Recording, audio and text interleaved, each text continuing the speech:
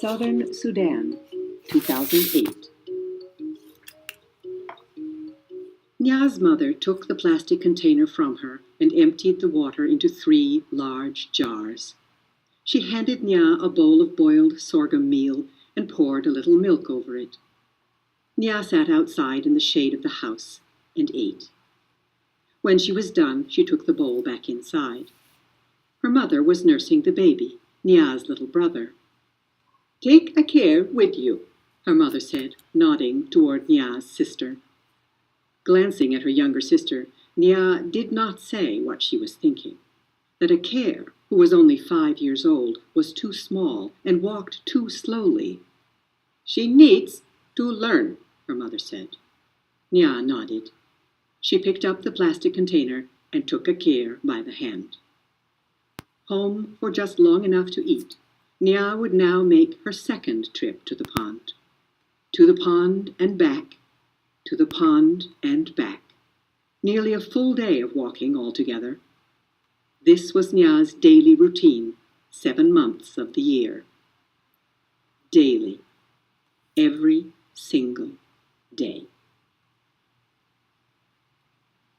Southern Sudan, 1985.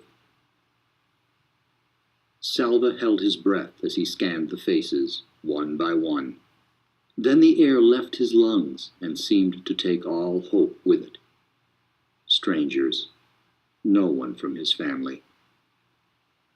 The old woman came up behind him and greeted the group. "Where are you going?" she asked.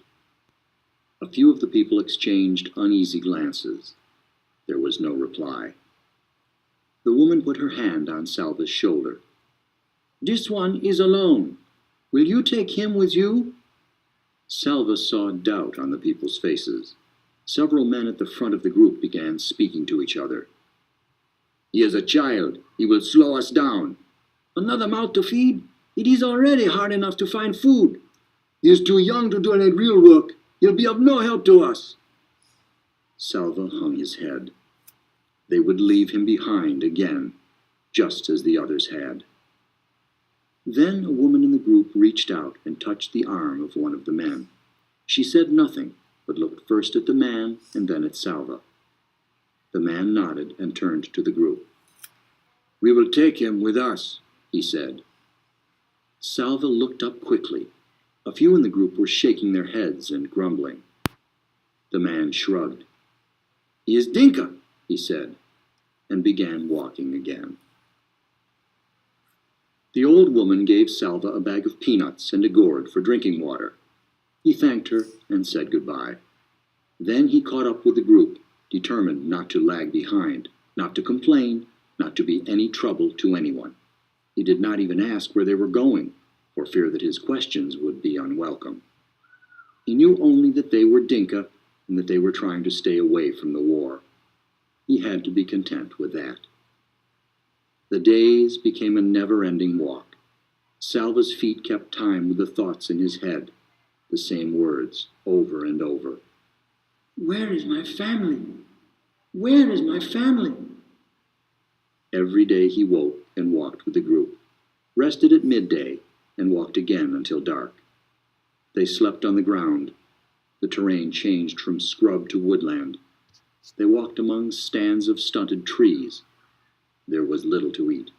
A few fruits here and there, always either unripe or worm-rotten. Salva's peanuts were gone by the end of the 3rd day. After about a week, they were joined by more people, another group of Dinka, and several members of a tribe called the Churchill. Men and women, boys and girls, old and young, walking, walking, walking to nowhere. Salva had never been so hungry. He stumbled along, somehow moving 1 foot ahead of the other, not noticing the ground he walked on, or the forest around him, or the light in the sky. Nothing was real except his hunger, once a hollow in his stomach, but now a deep buzzing pain in every part of him. Usually he walked among the Dinka, but today, shuffling along in a daze, he found he had fallen a little behind. Walking next to him was a young man from the Churchill, Salva didn't know much about him, except that his name was Buxa. As they walked along, Buxa slowed down. Salva wondered sluggishly if they shouldn't try to keep up a bit better. Just then, Buxa stopped walking. Salva stopped too. But he was too weak and hungry to ask why they were standing still. Buxa cocked his head and furrowed his brow, listening. They stood motionless for several moments. Salva could hear the noise of the rest of the group ahead of them, a few faint voices, birds calling somewhere in the trees.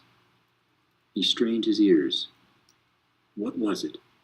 Jet planes? Bombs? Was the gunfire getting closer instead of farther away? Salva's fear began to grow until it was even stronger than his hunger. Then, ah! A slow smile spread over Buxa's face. There! You hear? Salva frowned and shook his head. Yes, there it is again. Come! Buxa began walking very quickly. Salva struggled to keep up. Twice Buxa paused to listen, then kept going even faster. What? Salva started to ask. Buxa stopped abruptly in front of a very large tree. Yes, he said. Now go call the others. By now, Salva had caught the feeling of excitement. But what shall I tell them?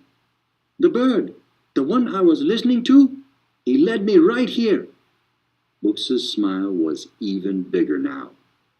You see that? He pointed up at the branches of the tree. Beehive, a fine large one. Salva hurried off to call the rest of the group. He had heard of this, that the church-owl could follow the call of the bird called the honey guide, but he had never seen it done before. Honey. This night they would feast.